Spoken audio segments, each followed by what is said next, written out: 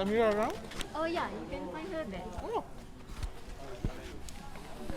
Hi, Miss Amira. Hello. Yeah, we're from Sinar Daily. We have a few questions for you. Hi. Oh, mind putting this on? Boleh kejap ah. Let me just sorry. Can I just place this? Oh, of course. Oh, boy. Thank you so much. Okay, no worries. Okay, Hello. Right off the bat, I just want to ask you, many wonder whether Muda is filled with entitled, hard-headed, arrogant rich kids. Is this assessment at all true? No, definitely not true. People are saying that Muda is made up of Bangsa bubble. Definitely not true. I don't come from Bangsa. Most of the people in Muda doesn't come from Bangsa. In fact, I also don't come from a well-off family. I come from a single mother. I was raised by a single mother. I was raised in a squatter area. And Muda is made up of people from so many diverse backgrounds. We have people coming from places like Muda, which is a rural area. But of course, we also have people who come from a more urban area. And we are all just united, not because we all are from Bangsa bubble, but all the Muda members are united because we believe that the politics of Malaysia deserves something new. We believe that the politics of Malaysia deserve fresher ideas. And this is all, what unites us in Muda. Well, that being said, why then Muda has clashed in Lakin with PKR? Why is this happening? Why is the crossfire happening?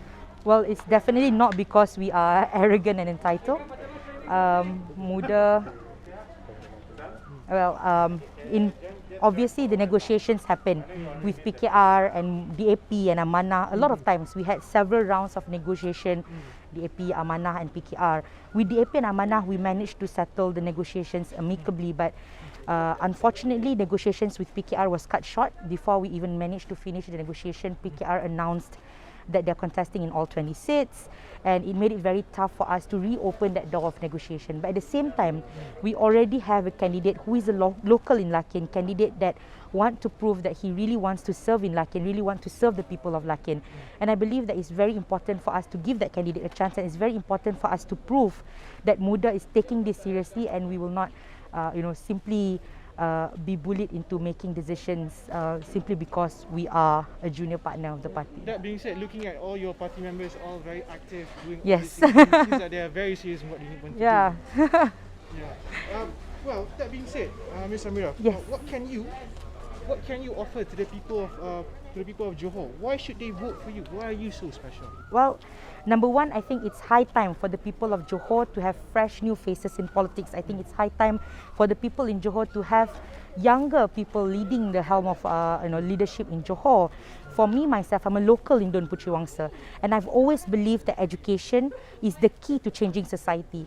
When I enter this state election, I looked at education as also the key of my fight here in this state election. For Puteri Wangsa itself and for Johor as a whole, I've always wanted to make Johor as the hub of education in Malaysia, Johor as a leading state of education in Malaysia. And this is something that I want to offer. I'm a young person, eager to serve in Johor, and I really want to show that Malaysia or Johor deserve leadership that can lead the helm actively. Maybe you guys can come in? Yeah. And have a look at my bilik gerakan. Yes. Okay. Sorry. Yes. Can I? Okay. Thank you. Thanks for welcoming us, Mr. Yeah, this is my campaign manager, Eric. So my next question is, there is a concern that the people's mandate will be betrayed again. How is Muda any different? Well, Muda is very, very committed to ensuring that the people's mandate will not easily be betrayed. And that is why the most important part after PRN Johor, after the state election, is that we commit that if we become government in this state election, when we become government, we will ensure that the Anti-Party Hopping Act is being enacted in Johor and being gazetted in Johor as soon as possible.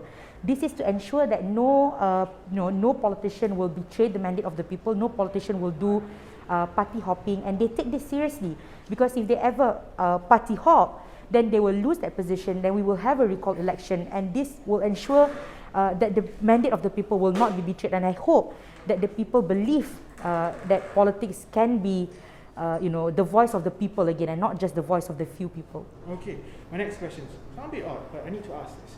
A lot of professional women think there is no upside in joining politics.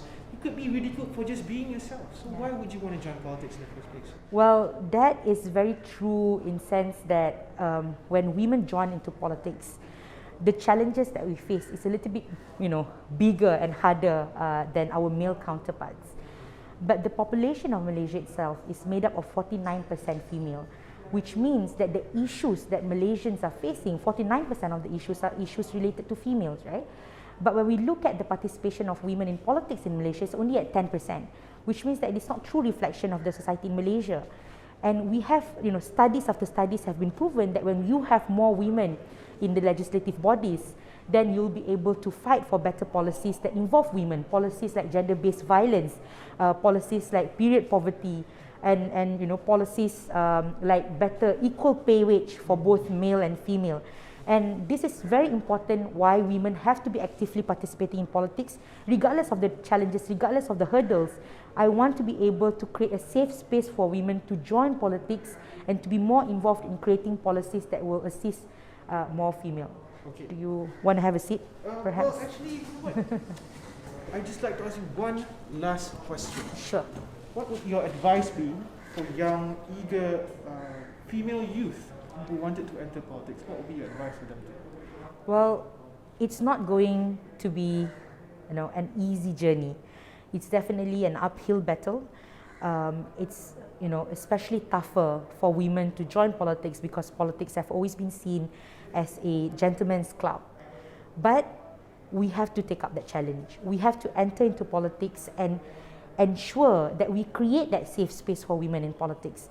And I just want to give assurance to all the young women who wanted to join politics that you actually have a lot of senior female politicians that will be rooting for you.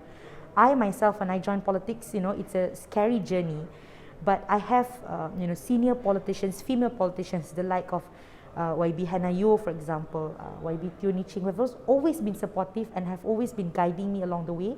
And I also want to be able to set that kind of example to the next generation of female who wanted to join politics.